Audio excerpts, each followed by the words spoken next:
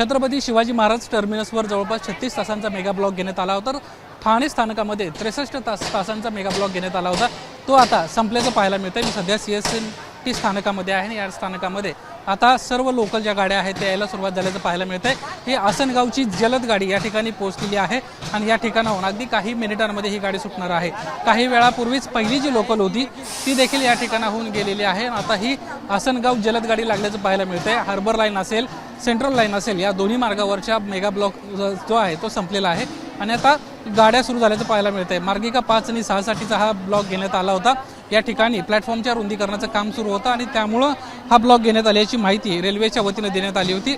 आता हा ब्लॉक संपलाय आणि काही वेळातच आता या ठिकाणाहून रेल्वे गाड्या ज्या आहेत ते सुरळीत पद्धतीनं सुरू झाल्याचं पाहायला मिळेल। काही वेळापूर्वी या ठिकाणाहून पहिली लोकल गाडी गेलेली आहे, तर आता दुसरी जी आसनगावला जाणारी गाडी आहे ती लागल्याचं पाहायला मिळतंय। आपण समोर पाहतोय आसनगाव फास्ट ही गाडी आहे आणि ही गाडी अगदी काही मिनिटांमध्ये या ठिकाणाहून सुटताना आपल्याला पाहायला मिळेल।